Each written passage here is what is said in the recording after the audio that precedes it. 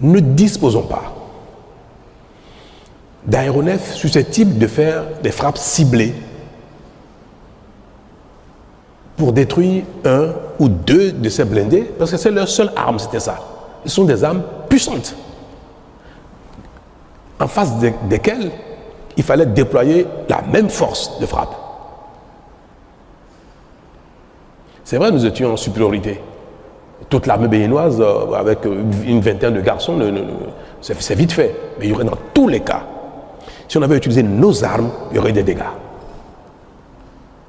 Il y a un type d'arme dont le Bénin ne dispose pas. C'est des aéronefs susceptibles, très haut, de faire une frappe millimétrée. Peut-être que les temps à venir, nous allons l'acquérir. Mais vous savez, nous venons de loin. Et nous consacrons nos ressources à nous assurer du minimum. Notre stratégie de lutte contre le terrorisme, de préservation de la sécurité intérieure du pays, requiert des acquisitions assez spécifiques. Les terroristes n'utilisent pas des blindés. Nous ne pensons pas que le Bénin irait un jour en guerre contre les pays voisins.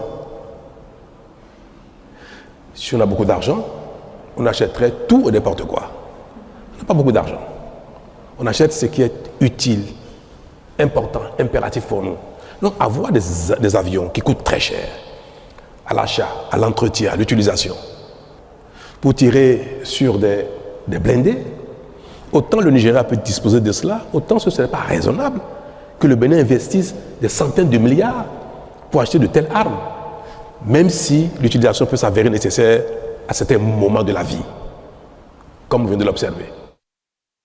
Pour préserver Togben, le quartier et les vies humaines, il fallait faire appel à une telle arme pour neutraliser un ou deux blindés de tête afin qu'ils comprennent qu'ils sont totalement nus et qu'ils se rendent. Donc vers midi, nous avons décidé de solliciter le Nigeria.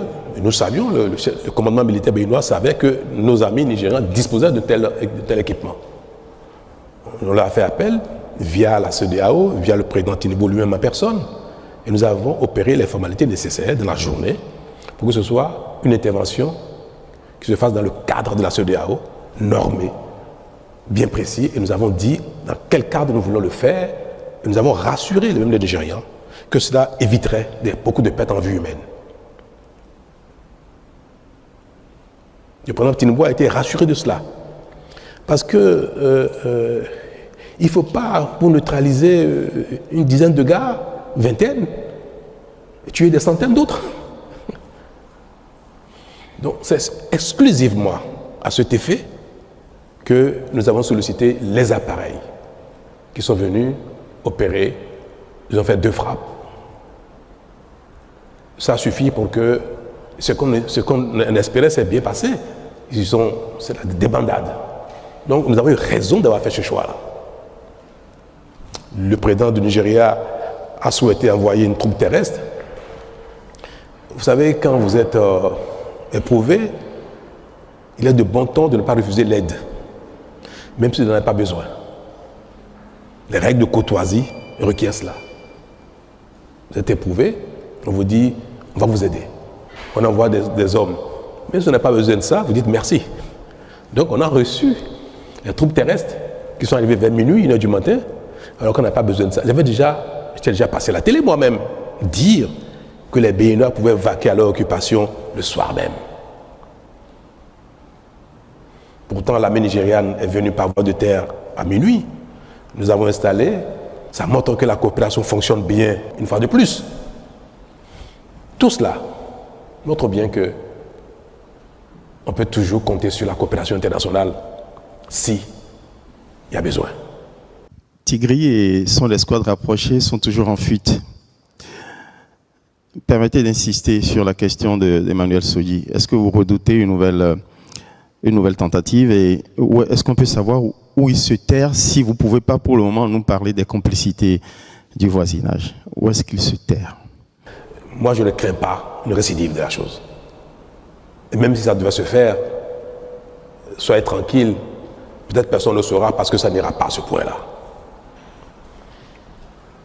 C'est vrai, ils sont en fuite et c'est vrai que nous voulions qu'ils déposent des armes, qu'ils se rendent. Et pour ne rien vous cacher, à un moment donné, nous avons eu Tigri au téléphone. Le patron de la garde républicaine lui a parlé au téléphone. Il lui a dit, garçon, c'est une folie ce que tu fais, rends-toi, dépose des armes. Il a dit, ah non, il ne faut pas sous-estimer ma capacité de nuisance, c'est pas ce qu'il a dit. Non, mais nous voyons que vous voulez nous bombarder. J'espère à un moment donné, ils étaient déjà dans la demande d'un apaisement eux-mêmes. Alors, quand le concerné montre déjà ses faiblesses, il dit, mais ne nous bombardez pas, vous comprenez donc que nous ne pouvons pas aller plus loin. Et quand effectivement nous avons réduit, ils ont commencé par fuir, deux choses l'une. Certains sont enfuis avec leurs armes, qu'ils ont jetées après dans les caniveaux, dans les rues de Togben, puisque nous avons reçu des armes, les populations nous ont amené des armes après. Quand ils fuient comme ça avec des armes, vous les poursuivez, c'est des champs de tir, le risque encore de mort devient réel à l'instant où vous poursuivez quelqu'un qui est armé dans un quartier densément peuplé. Nous aurions pu, si on avait donné le feu vert aux hommes de la poursuite de tirer sur eux, quand ils ont commencé à faire le mur, quand certains se sont mis en civil, certains sont mis en civil et sont sortis du camp sur des motos. Moi, j'ai donné les consignes de ne pas abattre qui que ce soit en fuite. Parce qu'il y a déjà eu un premier lot qui s'est enfui. Quand ils sont arrivés dans le camp, Tigri lui-même est parti du camp en civil et en voiture. Il a abandonné les garçons, il a quitté il est sorti du camp. Quand la frappe a eu lieu, il n'y était plus. Donc,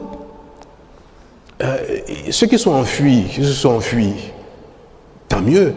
Nous les recherchons, nous avons retrouvé certains parmi eux, mais certains ne pas été retrouvés et je crois, ont eu la facilité de quitter le territoire. Parce que vous savez très bien que la convivialité, la bonne cohabitation entre nos deux pays, la CEDEAO, même si parfois sur les papiers, ce n'est pas une réalité, entre les populations, c'est une réalité. Les échanges sont libres, totalement libres entre les populations sur les frontières. Et il n'y a pas que les points de passage officiels qui permettent d'aller du Bénin au Nigeria, au Niger, au Burkina ou au Togo. Donc ils ont pu passer les frontières. Et nous avons lancé les mandats d'arrêt contre eux. Nous avons sollicité les pays concernés pour coopérer et nous les livrer. Je vais espérer qu'ils vont coopérer, qu'ils vont nous livrer ces voyous-là. Parce qu'il faut qu'ils en répondent. Mais je compte de vous dire, c'était moins de mal que ce soit enfui que les poursuivants. Nous fassions beaucoup de victimes dans Togben.